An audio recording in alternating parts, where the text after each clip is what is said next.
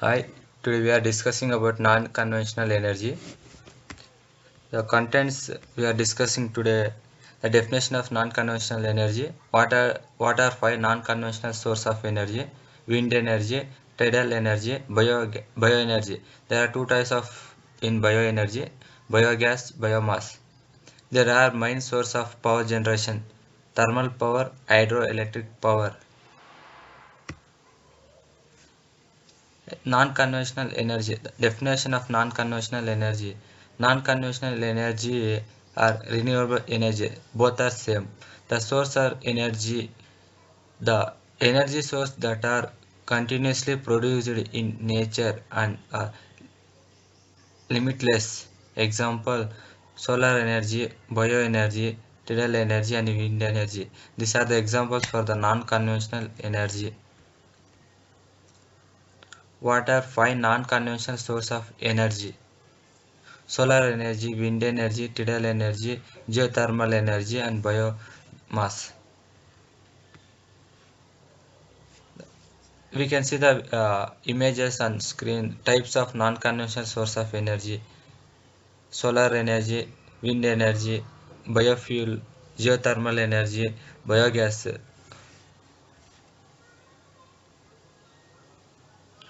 Why is solar energy called non-conventional sources of energy? They are called non-conventional because they are not used extensively in our daily life. These sources of energy also do not cause pollution. For example, solar energy from the sun, wind energy from the winds, tidal energy, biogas.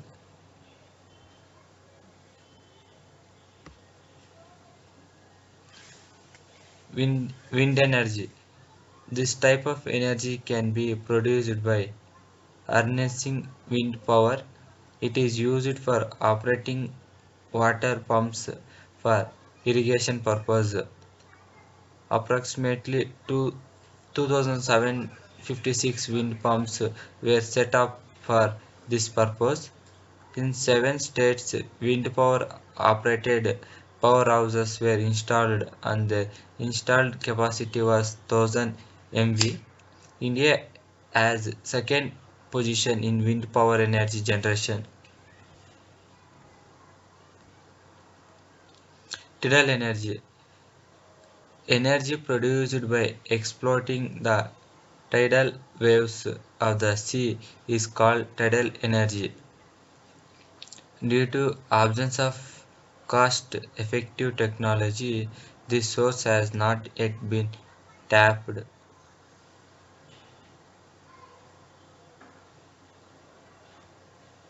Bioenergy.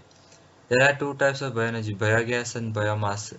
Biogas is obtained from gobar gas plant by putting cow dung into the plant. Besides producing gas, this plant converts gobar into manure. It can be used for cooking, lighting, and generating of electricity. 26.5 lakh biogas plants had been established by the year 2003 and 4.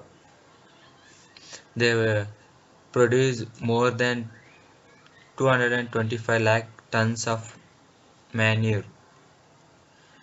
About 1,828 large community biogas plants have been established in the country. Biomass. It is also of a source of producing energy through plants and trees. The purpose of biomass program is to encourage afforestation for energy, so that fuel for the generation of energy based on gas technique and for the cattle could be obtained.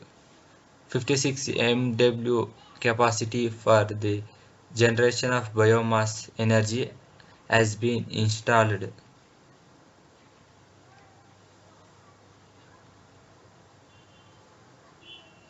There are three main sources of power generation, thermal power, hydroelectric power. What is thermal power? We can see the definition of thermal power. It is generated in India at various power stations with the help of coal and oil. The thermal power produces with the help of coal and oil. It has been major source of electric power. In 2004 and 5, its share in total installed capacity was 70%. Hydroelectric power. It is produced by constructing dams over overflowing rivers. For example, Bakra Nagar project, Damodar Valley project, and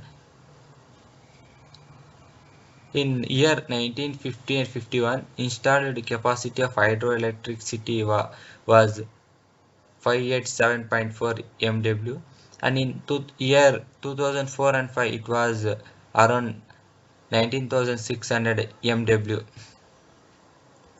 The advantages: afford- affordability, high energy density, widely available, high efficiency. These are the advantages of biomass.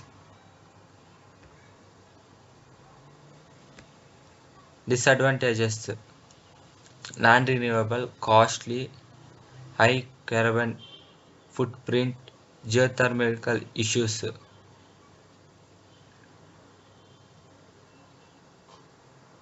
Conventional and non-conventional sources. We can see the differences between conventional source and non-conventional source.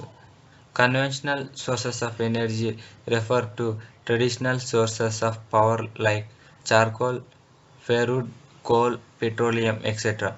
Non-conventional sources of energy are recently developed sources of energy from sun, wind, water, tides, geothermal, etc. But conventional sources, this source of energy are not renewable. Non-conventional sources, these are the renewable. Conventional sources, generation of energy is expensive.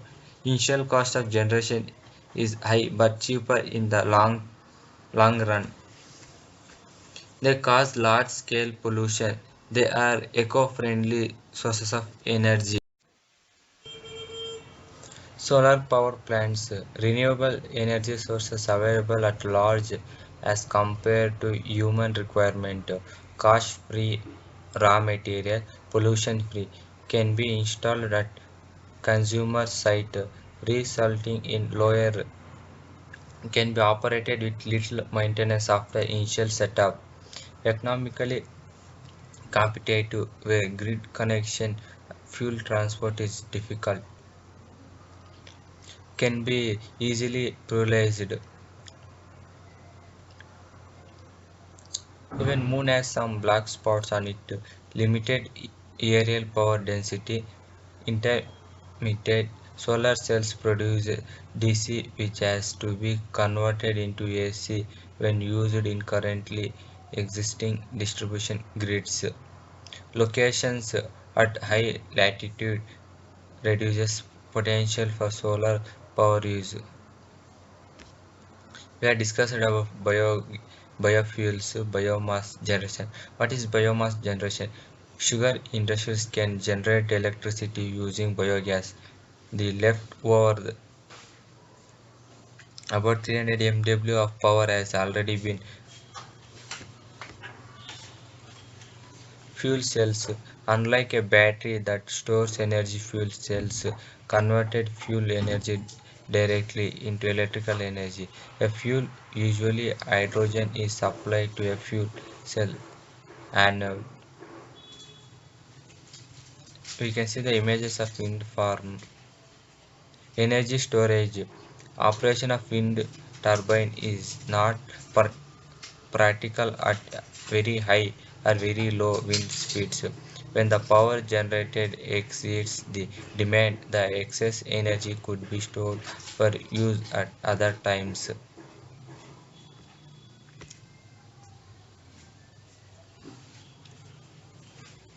India has at present an installed generation capacity of nearly 107 gigawatts. This comprises 70% thermal, 25% hydro, 3% nuclear, and 2% wind and power.